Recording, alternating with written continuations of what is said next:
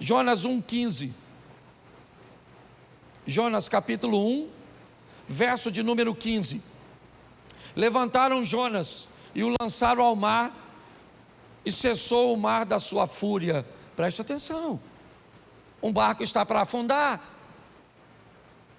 e Jonas está nele. Qual é o problema da tempestade? É Jonas. Qual é o motivo de tudo aquilo que está acontecendo? É Jonas.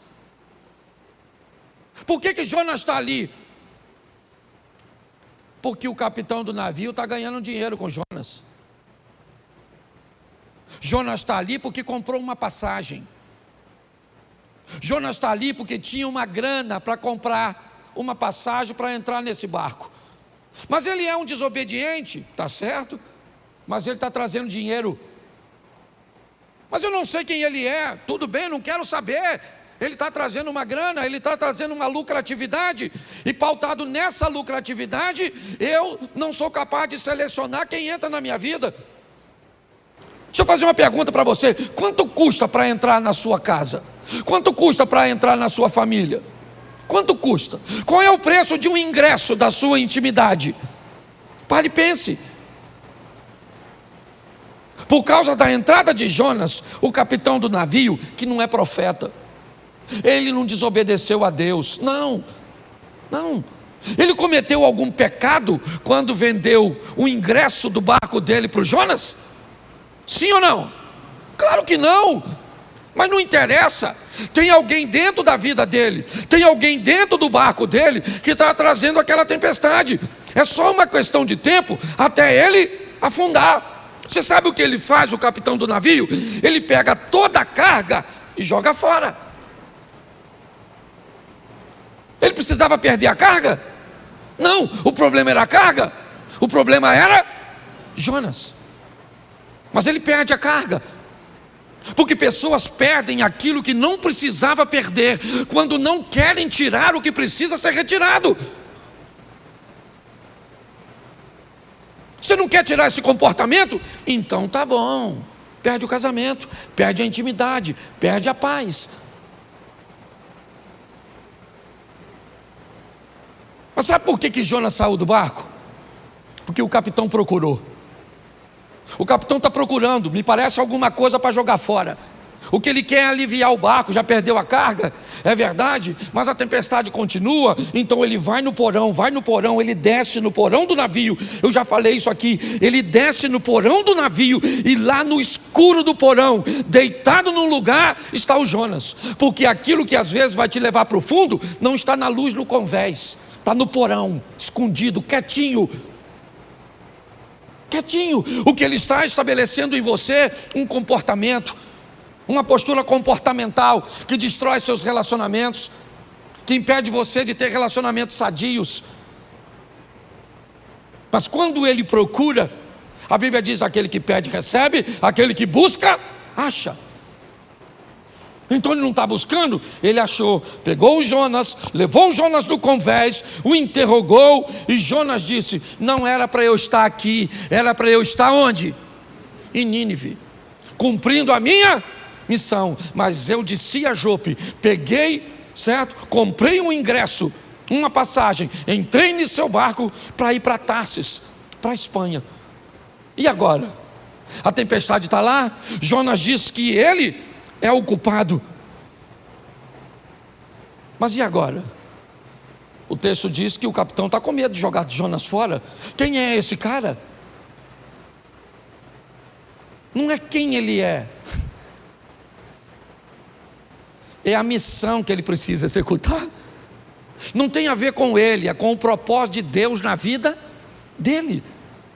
Ele se torna importante por causa do propósito.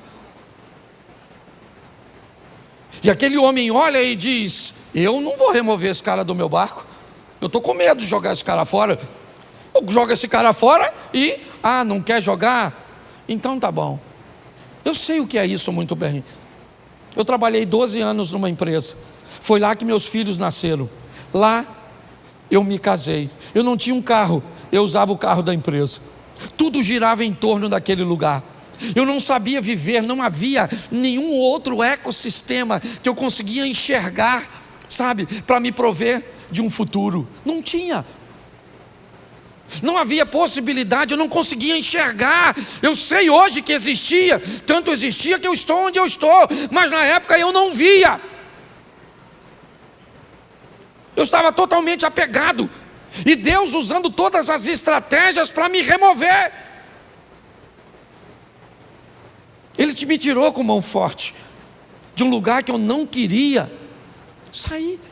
Eu não estava vivendo em pecado, não, eu só não estava onde Deus queria que eu estivesse.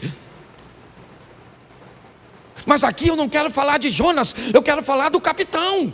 É ele é o foco da minha mensagem, porque é o barco dele que vai afundar. Por quê? Porque tem alguém que não deveria estar na vida dele, na casa dele, na empresa dele, nos negócios dele, no ministério dele. E agora ele tem que jogar Jonas fora. Sabe o que ele tem? Medo. Medo de jogar. Só que ele não vê outra situação. Ele tem que jogar Jonas fora. Verso 15. E levantaram a Jonas e o lançaram e cessou a sua.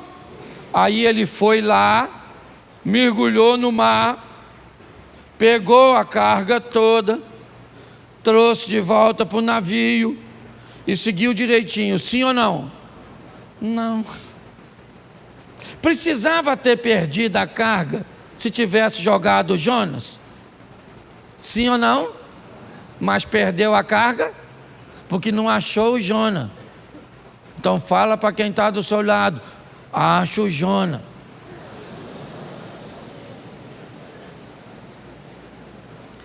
Entendeu, querido? Acho que Deus está falando com alguma pessoa aqui hoje, certo? Você nem tem barco, mas tem Jonas. Tá certo? Ah, pastor, descobri hoje, o meu Jonas é o meu marido. Se Jonas é o seu marido, eu vou te dar uma notícia, dona. Afunda. Porque tem gente, a turma que já está brigando, né? Fala, pastor, nossa, remoção. Nossa, podia sair morto. Mas afogado serve. Você está rindo, mas o assunto é sério. Dá uma olhadinha, gente. Porque eu creio que Deus está falando conosco, amém? Amém. O terceiro, Gênesis 37, verso 28. 37, 28 de Gênesis. Isso. E passando os mercadores midianitas, os irmãos de José o alçaram e o tiraram da cisterna e o venderam por 20 ciclos de prata aos ismaelitas. E esses levaram José ao... Preste atenção, quando Deus precisa tirar você de um lugar onde a sua visão é diferente da visão dos outros. Por favor, se você veio para essa igreja, certo, e você não quer se encaixar nessa visão, essa é uma mensagem extraordinária para você.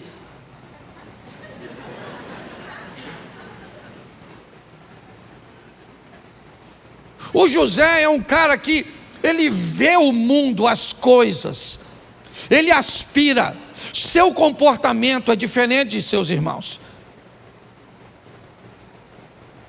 Não cabe. Eu não estou dizendo que Rubem, Simeão, Levi, Isacar, Zebulun, Gad, Azer, Naftali, certo? Eu não estou dizendo que eles estão errados. Eu estou dizendo que há uma visão diferente. E Deus então vai remover José. Sabe o que ele é? Irmão dos caras. Sabe, ele vai ser vendido como? Repita comigo, é melhor ser um escravo na mão de estranhos do que irmão de uma família de invejosos. O dono do escravo, ele quer o quê? O que ele quer com o escravo? Ele quer o quê? Lucrar, sim ou não? Então, para o dono do escravo, quanto mais ele lucrar, melhor. O que o escravo vai fazer lá na frente, se o escravo amanhã se tornou governador do Egito, o cara não quer saber. O que ele quer saber é o quanto ele ganhou quando vendeu o escravo. Mas um ambiente de invejoso, ele está preocupado com o que você pode se tornar no futuro. É isso que vai incomodá-lo. Então o propósito,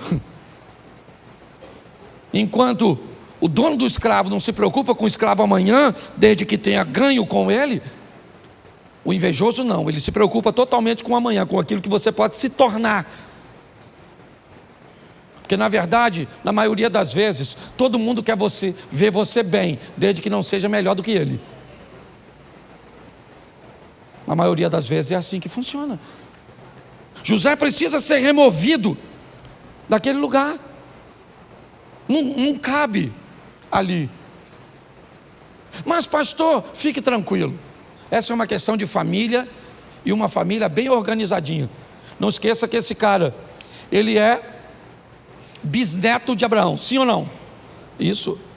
Ele é filho de Jacó, que é filho de Isaac, que é filho de Abraão.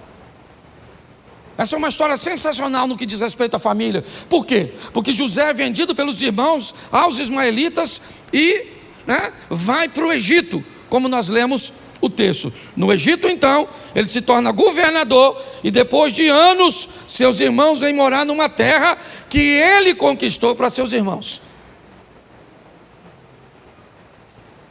Olha só, nessa história, os irmãos de José cabem na vida de José naquele momento que ele está lá? Sim ou não? Não. Mas quando ele migra para o Egito e se torna governador, quem é que vem morar com ele? Os irmãos. Tem gente que não cabe na sua vida hoje, mas vai caber. Tem ambientes que hoje precisa ser retirado de você. Talvez porque você não tem habilidade para lidar com ele. Mas todas as vezes que Deus quer remover isso, ou quer remover algo, alguém da nossa vida, se esse ambiente, se essa pessoa nos traz alguma vantagem, nós vamos ter sérios problemas. Isso aconteceu com Abraão, como eu citei aqui para vocês. Isso aconteceu com aquele homem que teve seu navio ameaçado porque alguém não devia estar lá, e mesmo na hora de remover foi desafiador. E para José também foi difícil ver seus irmãos ficarem para trás e ele ser vendido. Hoje, o que eu entendo aqui para todos nós é que algumas coisas precisam ser retiradas, removidas.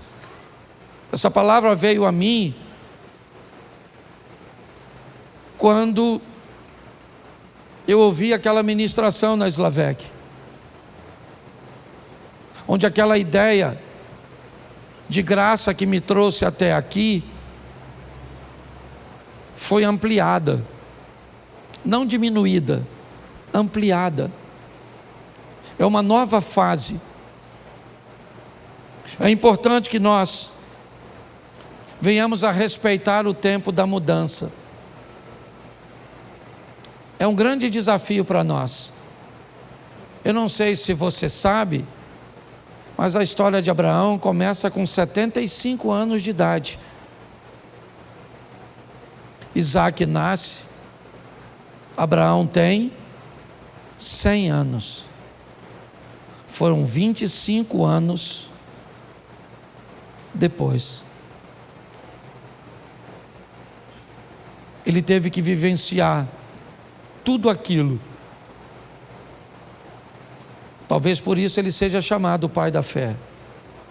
Hoje, muitas vezes, Deus tenta remover coisas tão pequenas. Eu vou falar aqui algo, não vou expor a intimidade de ninguém, mas Não sei nem se o casal que eu atendi está aqui, mas não vou citar seu nome de forma nenhuma aqui. Eu estava atendendo agorinha mesmo um casal que corre o risco de se divorciar porque a mulher tem dificuldade de remover o celular,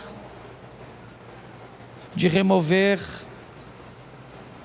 o vocabulário. E se não fizer isso, o casamento acaba. Mas ela tem dificuldade de remover, porque todas as vezes que algo precisa ser retirado, nós temos muita dificuldade. Tenta fazer uma devocional toda manhã. Tenta. E você vai encontrar com diversos obstáculos que você precisa remover. Tenta levantar de manhã, fazer a sua oração, fazer sua leitura bíblica, fazer um período de meditação. Eu não sei de quanto tempo você pode, mas tenta fazer isso. A probabilidade de você não conseguir é muito grande, porque para colocar essas coisas em prática, você vai ter que remover outras coisas que você já faz e que lhe oferece conforto. Tenta orar toda noite com sua esposa, de mãos dadas. Tenta fazer jejum pelo menos 2 ou 3 vezes na semana. Tenta para ver. Pastor, por que é tão difícil? Porque antes de fazer aquilo, você vai precisar remover outras coisas que já estão estabelecidas, que te oferecem vantagens, que te oferecem conforto. Hoje a minha proposta, é trazer esse entendimento para você. Eu fecho aqui na minha devocional de sexta-feira. Eu vivi uma das maiores experiências, porque hoje não era para eu estar aqui. Hoje era para eu estar envolvido num escândalo e preso, com meu nome passando na mídia. Mas por causa da minha devocional, e eu tenho certeza, uma oração tão simples que eu fiz naquela manhã, me deu condições de chegar no lugar 20 minutos antes e resolver um problema que ia acabar com a minha vida. Você sabe quantos minutos eu orei naquela sexta-feira? Talvez de 5 a 7. Sabe aquela oração que você levanta e entrega o dia?